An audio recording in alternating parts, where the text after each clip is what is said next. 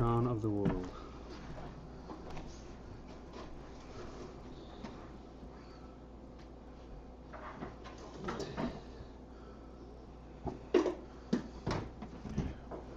What makes the world a worthy place to respect?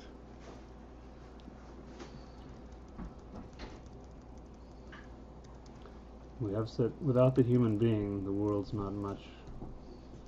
Human being is symbolic of the crown. Mm-hmm. That's like we say, a complete finger is symbolic of the nefesh. It's symbolic. That's not the crown.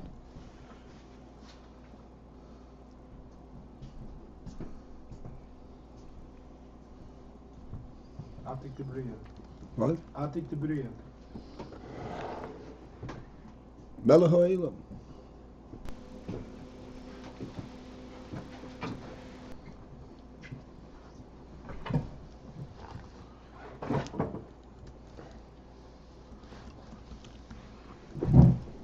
The crown of the world is melech ha-olam.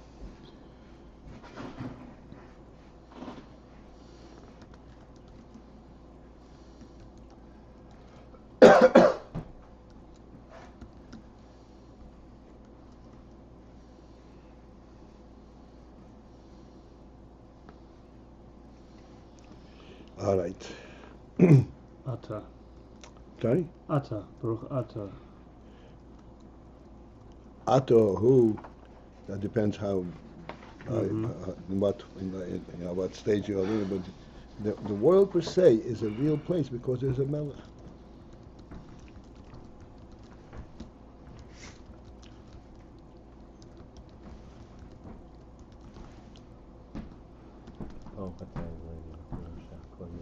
I mean, Jay.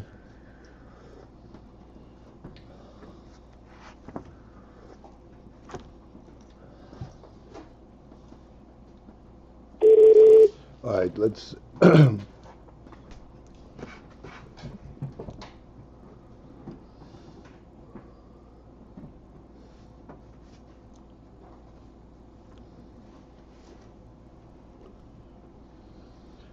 Okay, for the third time, we're essentially starting the same point. Approximately the middle, about the middle of the paragraph that begins on page Gimel. Ubedugmah kozois. Yovel lamayla. So we have this mashal, or the principle of ratzon, where we explained that ratzon is that which reveals some kind of a connection, of a relationship of the person, of the nefesh, to something external.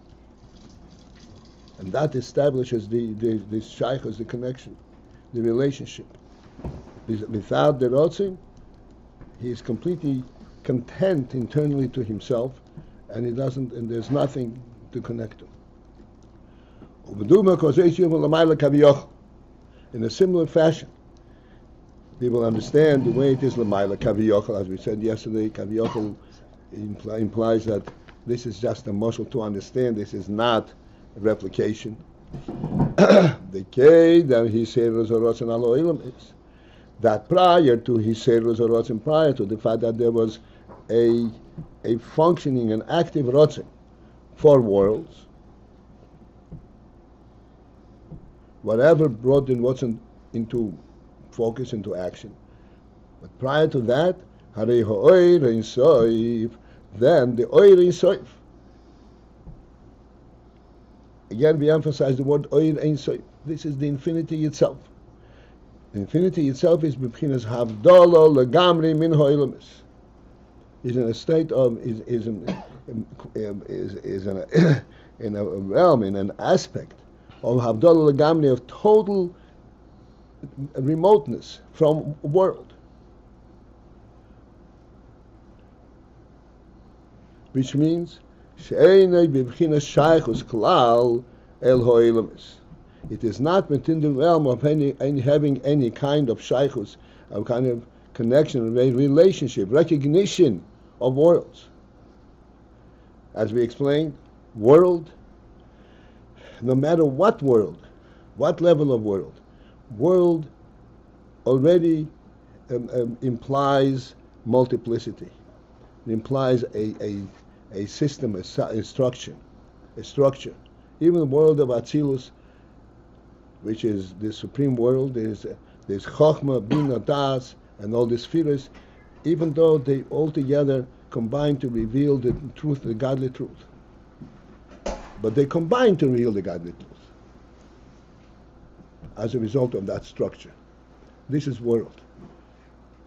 Oyer Ein Sof is totally, cannot even relate to that concept of revealing godliness as a result of some kind of a structure.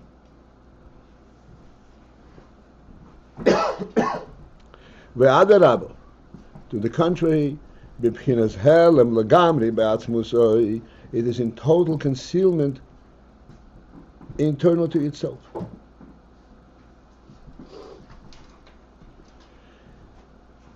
Okay, the following words are again going to be quite challenging. She'einoi b'bchinas gilui klal be'etzem. It is not at all, it does not contain the aspect of gilui, of revelation, of expression, klal at all, be'etzem in essence. The word be'etzem over here implies that this is not that it's being concealed. There's an act to conceal, but in essence, what this is essentially in a concealed state. Its reality is concealed.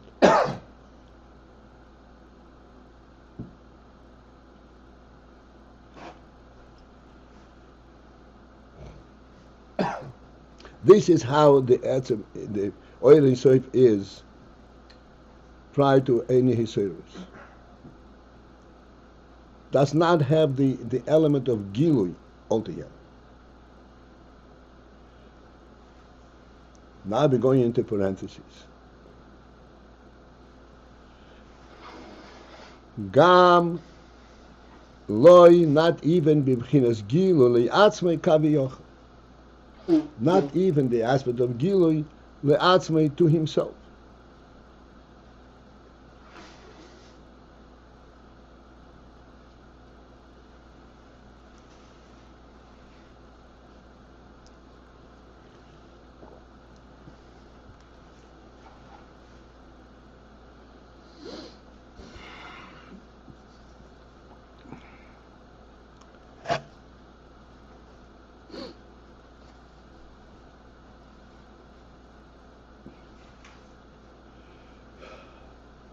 This sounds like saying, no, Gilui Atzmei, that even internally, he does not know what he possesses, so to speak. No, Gilui Atzmei.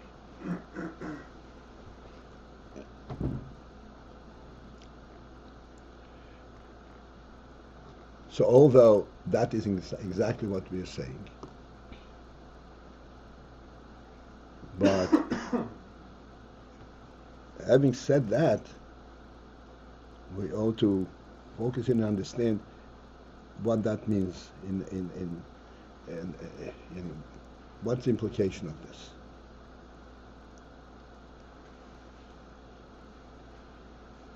There is nothing that is not known to others. What do you mean in Rebbeinu is Gilui Atzmei? There's no Gilui Atzmei.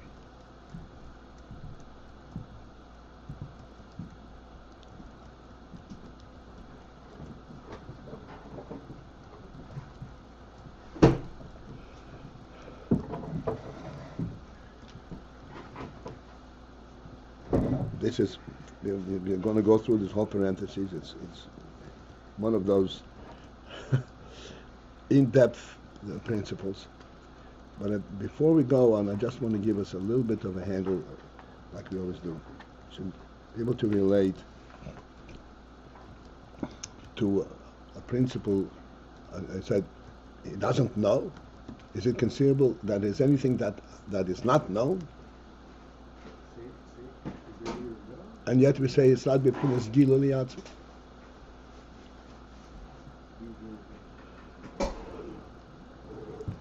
So to give us a little bit of an inkling and a sense of what this is and what this is talking about, we have a similar experience at our level. Clearly in a different realm, but still, nevertheless, something similar akin to this concept that you know something without it being begilui to you.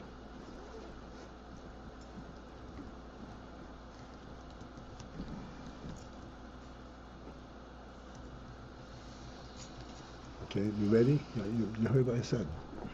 You know something without it can be begilui. Where is that? Where do we have this kind of experience? So we always say that you can be standing outside of the house and looking inside. Looking inside, you are discovering everything that's going on inside. And everything that is going on inside that you become aware of, this is called this begilui to you. You identify what you see. And you know it because it's begilui. Because it speaks for itself. Oh, this is a table. Oh, this is a chair. Oh, this is a book. Everything has its particular place, particular function, particular message. That's how you see it. That's how you recognize it. This means it comes to you through the process of gilui. Now then, as you said many times, compare that knowledge to stepping inside the room.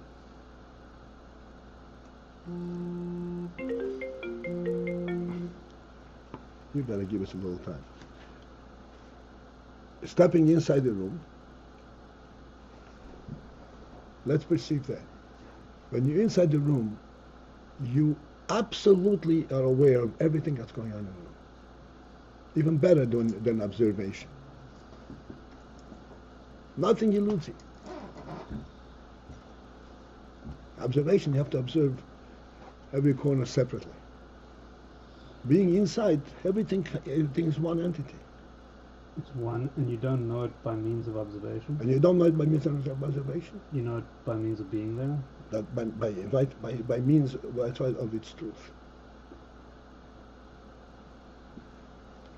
And when you observe, you see one wall, then you see another wall. So, oh, I see two walls. When you're inside, you don't see two walls. You see a house.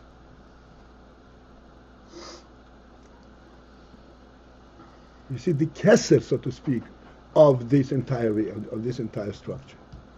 The reality, what is it about? That's what you are relating to when you're inside.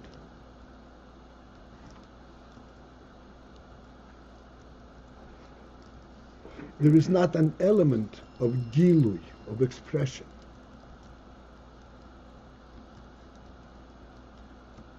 Because but you're not aware, you don't know, you're aware of it from its inception, from its reality.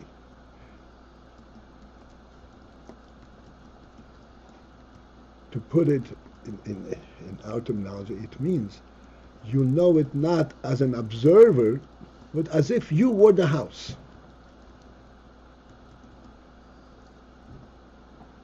How does the house know itself?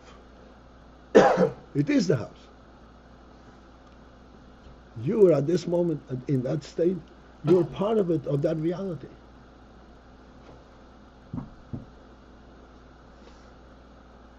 There is no delusion, there's no observation.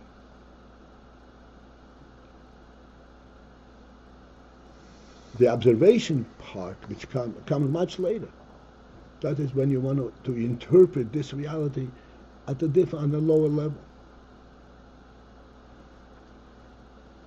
But in essence, in the essential knowledge, you know it by your own sense of reality. This is, in effect, your own Ein Sof. Anything that you observe is not Ein Sof. This is through your seichel. This is your own, it's your own total being. And with this total being, you know the totality of the whole environment.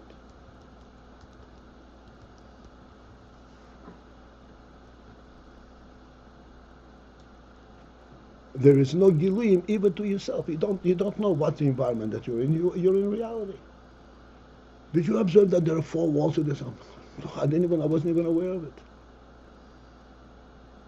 Not only that, as we pointed out many times, inside the house, you're not even aware that there is a clock on the wall, because it all is absorbed in one reality. This is a human home.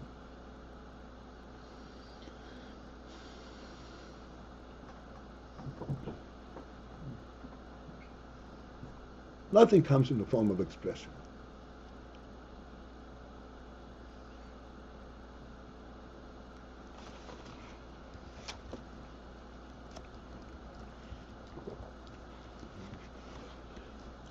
This sounds very much like Ruim Shibayam, the sea creatures, where all is just... Aha. And yet we are not sea creatures. We are dry-land creatures. Okay, are you ready? So this is what we spoke about many times. There is a superiority in dry-land creatures even at that level. As we said in Shabbos, there is an element, there's a koyach in us, there's a quality in us that is even superior to Amunah. That's called Heidah. We are aware of it. We're aware of it without scrutiny. You know what scrutiny means? Without investigation, without justifying it. We are acknowledging, we're accepting it because that's the truth. But we are accepting it. We have the quality that we accept it. We're not like Brim Shebiyam who don't know what they're accepting. They're not accepting anything. They're not standing on their own.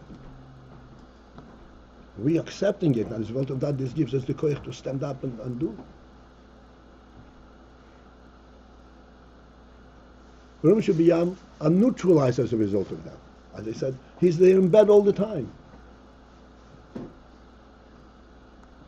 They have no interest. Bayas is just the contrary. This arouses our interest.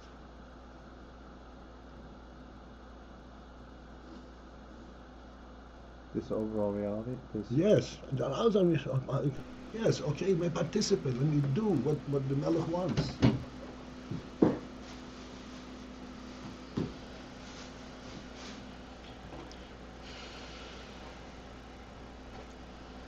When you say Haidah is higher than Amunah, doesn't Haidah draw from Amunah? Isn't Amunah the side of Haidah? Do you mean that Haidah is... In Amunah itself, right. Amunah, there is the sacred part of Amunah, which is the top of Chokhmah. You're aware of what it is. And then there is Amunah, which is part of the Etzem HaNefesh. This is Haidah. Amunah, like in Chokhmah, say Chokhmah is also like Amunah. But Chokhmah, you know what you know. In Haidah, you don't know what you know.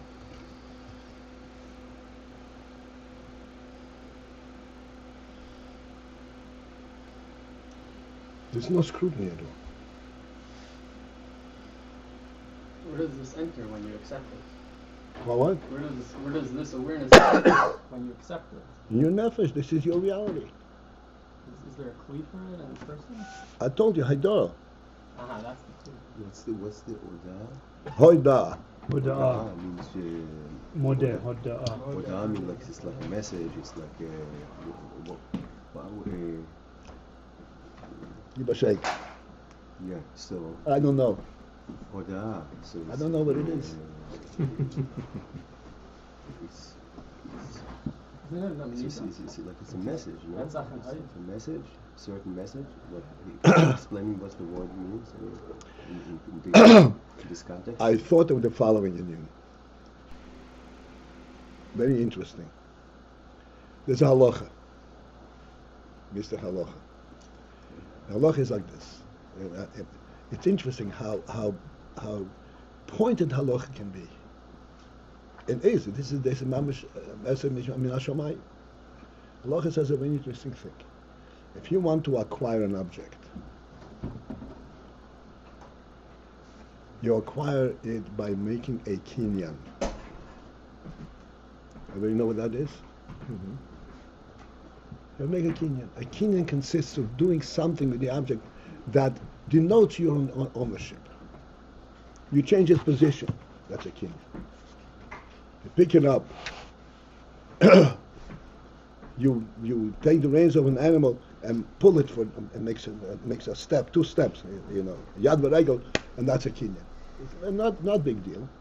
You become a house by opening the door and closing the door. Acting like an owner. That's what a kinyan is. But a kinyan is a real action.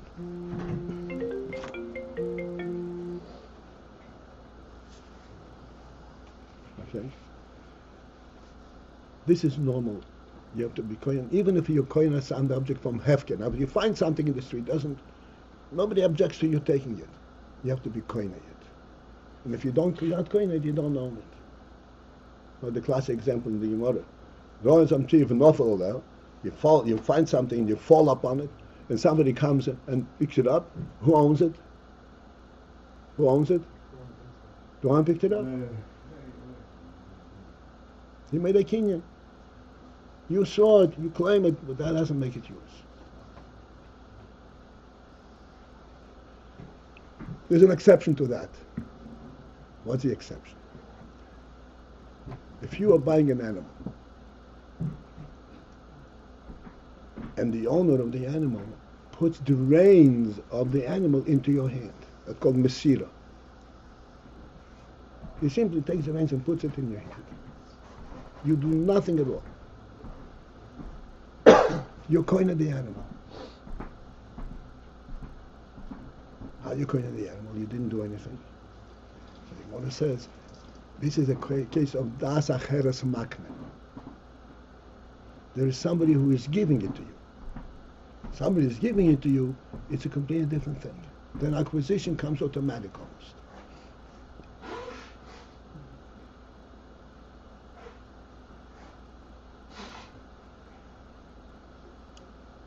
Then acquisition comes automatic.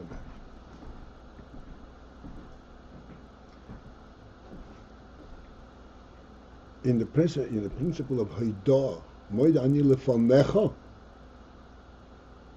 what does that denote? Yeah, I see a whole world, but I'm not seeing the world because I found it. I'm being shown it. There's a giver, and I receive it from the giver. For that I don't have to do anything. Just by accepting it, I have it. How is being shown it different than Chachma? What? How is being shown it different than Chachma? Say that moon is higher Chachma, than I'm saying, Chachma is tries to know what I see. In Haidah, you don't even try to see what, to know what I see. That's one. Moed ani lefanecha. This is a different level. You made it to the melech, not what he is giving you.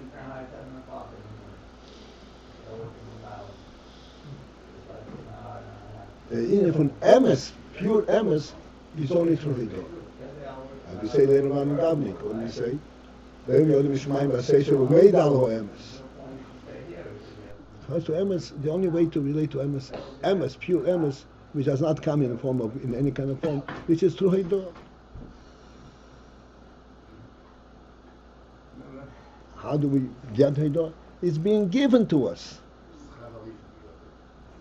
Mesira koina, right? Have a great day. In the beginning of the shiur, you find one of the components of Or Ein Sof is infinity. And then later on, you said when you're inside, your expression was you're your own Ein Sof. Does that mean that we experience infinity in a sense?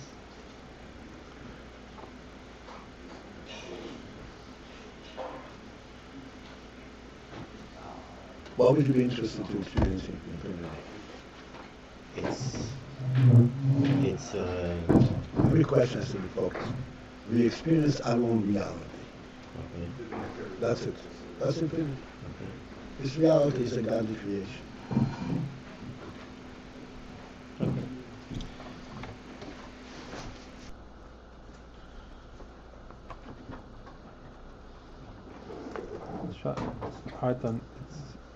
It's something that this idea that there's no gilui,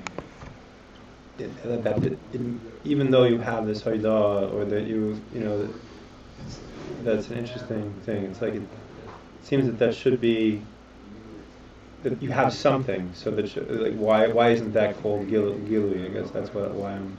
Because you don't scrutinize. You don't say, what do I have? What do I have?